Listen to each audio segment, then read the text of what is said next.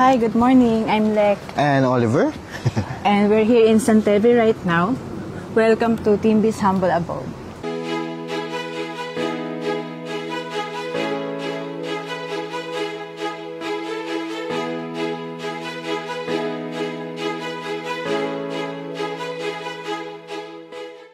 So right now, ito yung garden na na-set up namin for dito sa house. So originally, gusto sana namin is lahat cemented. But then, nung nag-start ng tag-ulan, putik. So we decided na i-keep na lang yung grass, yung garden. Originally, naghanap lang ako sa Facebook siya na mga RFO units.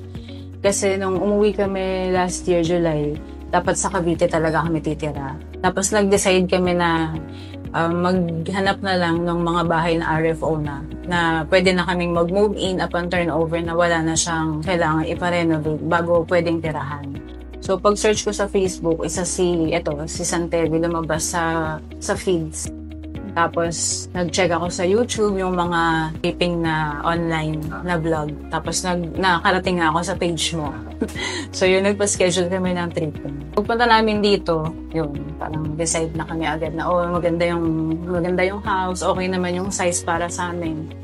So yun, nagpa-reserve din kami agad. So ito yung living area. Yung pinaka-concept na kinip namin dito is yung team puti at saka team kahoy. So we just decided na mag-keep ng 3 colors para hindi masyadong maraming kulay na makikita sa living room. So if you can notice, ang color lang dito is white, wood, tapos green, touch of green, which is yung curtain, mga plants, tsaka yung mga cushion sa dining. Yung puti sa home bodies ba yan? Doon yung isa sa mga inspiration. Sa home bodies. Sa home bodies. Combination of home bodies saka Pinterest. Ayan. And then, ito naman yung dining area. Originally, malaki yan. Pero sabi ko, malaki na yung masyadong malaki yung sinakop niya. So, pinabawasan namin.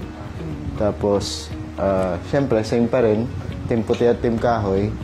And dito, of course, dahil mahilig kami sa coffee, iba't ibang machine na yun nandyan. Yes. Yun. Ito, dapat magiging wine area kasi wala pa akong pambili. So, sa laundry area, kagaya na sabi ko nga kanina, in-adapt namin yung mga nakita namin sa setup ng mga laundry area nung nag-work pa kami sa abroad.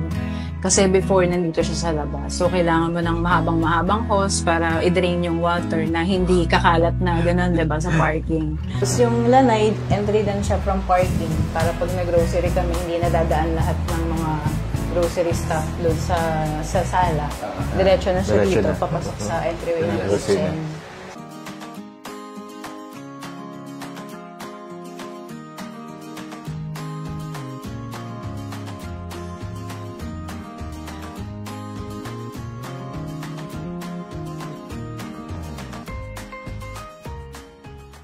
So, dun sa laundry area, in-adapt namin yung concept na meron sa Malaysia before, sa mga bahay na tinirahan namin nung nag-work pa kami sa abroad. Kasi doon, talagang meron silang specific na, yung faucet, tapos may drain na nakaka-fix din sa baba para hindi ka na maglalagay ng mahabang hose kung saan-saan para lalabas ang water. Tapos ito yung original na kitchen ni Santeve ng turnover. So, ginawa namin siya as pantry. Para yung mga bata, kuha na lang ang abot naman nila. And, pakita din namin kung ano yung idea na nakuha namin sa Pinterest, yung ginawa namin sa understairs. So, para ma-maximize yung space. So, ayan. Dito nagpalagay kami ng mga shoe cabinet, tapos mga lang din, mga sensor light para pag madilim. Yan. Tapos ito, shoe cabinets ulit. Yan. Pati yung sa baba. Para sa mga bata, para abot nila. Then yung kabila, pinaka-storage. Tapos yung kabila, pinaka-storage. So, andyan yung mga cleaning materials lahat. Vacuum, walis, para nakatago siya. Tapos nandyan din yung mga pang-garden stuff, yung mga tools, mga car accessories. Sa likod, may entryway pa para more storage. Tapos yan yung, normally yung design na nakikita namin sa ibang gumawa is yung naka-fluted panel sila. So kami, sabi ko mirror na lang para mag-reflect yung brightness pa rin. Keep pa rin niya yung...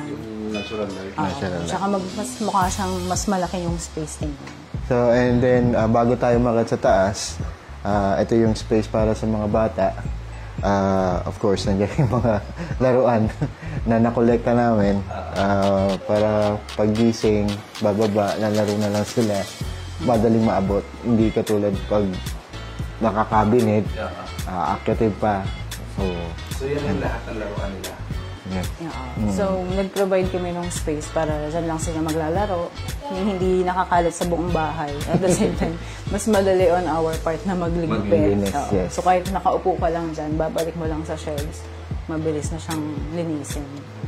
So, ito po, yung hallway, kinonvert namin siya. Actually, nung nag-tripping kami, parang idea ng mga agent dito talaga is family hall, ganyan. So, since kaming mag-asawa, mga VA, working from home, kailangan namin ng dedicated space sa isa't isa. So, itong hallway, pinip ko as my space pa, to work. Space wala yan. At the same time, safety para sa mga bata, especially may toddler, na before silang makadaan dito, makababa ng hagdan, andito ako, makikita ko siya. Ito naman sa kabila, actually parang extension nun. Dahil wala pa naman ibang matutulog, so ginawa ko muna siya as may sariling office. So, dito naman sa second room, ayan, bedroom ng mga kids. So, dito sa bedroom ng kids, nag-decide kami ng loft bed. Kasi masyado maraming gusto yung mga bata. Gusto nila ng desk, gusto nila, syempre, may sariling cabinet, tapos tag-isang bed. So, pagka yung normal na mga bed frame lang, hindi siya kakasya. So, ito, yung naisip kong concept is yung may loft bed para at least ma-accommodate lahat ng request nila. So, meron silang tag-isang single bed. And then, meron silang kanya-kanyang desk, mga space para sa books, sa mga iba pang toys na hindi niya pinapalaro sa kapatid niya sa baba. So, sa masters, yan. Ganun pa din, keep pa rin namin yung team puti, team kahoy na team. So, ganyan lang din yung prefer namin sa curtain, yung more on sheer, para bright light pa rin mapasok.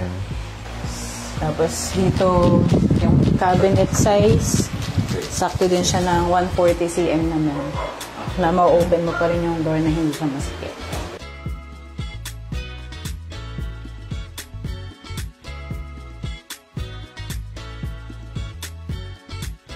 Siguro first, yung safety.